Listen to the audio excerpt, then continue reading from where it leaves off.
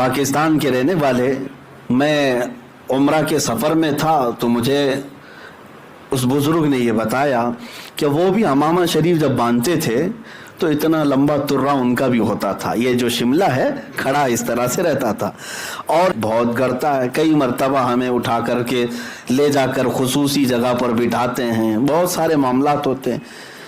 تو جو بزرگ آئے ہوئے تھے وہ زیارت کے لیے روضہ رسول کے پاس سے گزر رہے تھے، ابھی باب السلام میں داخل ہوئے تھے تو دو چار یہی عقل کے اندھے جو ہر کسی کو پکڑ کر کے سوچتے ہیں کہ ہم اپنا سارا بجھا ہوا سب ان کے دل میں بھی ڈال دیں گے، کہنے لگے مولوی صاحب آئے ہو نا، انڈیا پاکستان کے ہی ہوں گے، ارے حضور کے دربار میں آئے ہو، اتنا اونچا یہ تاج لے کر کے آئے ہو، حضور کے دربار میں آئے ہو، اتنا اونچا یہ شملہ، اتنا اونچا تاج لے کر کے جا رہے ہو، یہ تو بادشاہوں کی علامت ہے کہ بڑے بڑے تاج اس طرح سے پہن کے آتے ہیں، حضور کی بارگاہ میں تو خادم کی حیثیت سے آنا چاہیے.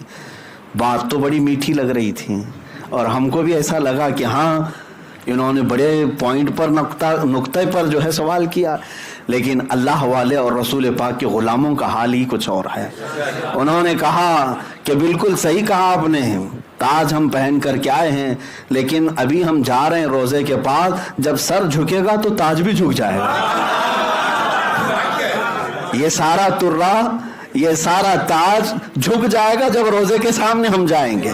سر سوئے روزہ جھکا پھر تجھ کو کیا، اعلیٰ حضرت فاضل بریلوی رضی اللہ تعالیٰ عنہ نے فرمایا.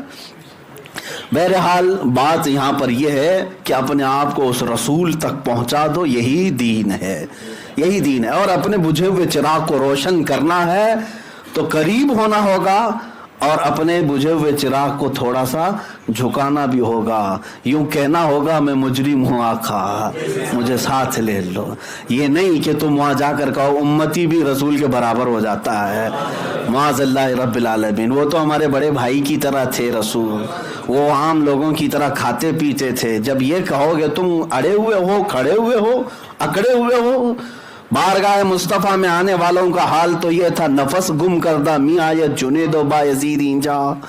جنید بغدادی اور بایزید بسطامی جب وہاں آتے تھے سانسوں کو روک لیتے تھے، سانسوں کو روک لیتے تھے روزے کے سامنے، کہتے تھے کہ ہماری نکلنے والی سانسوں سے کبھی روزے کی بے ادبی نہ ہو جائے.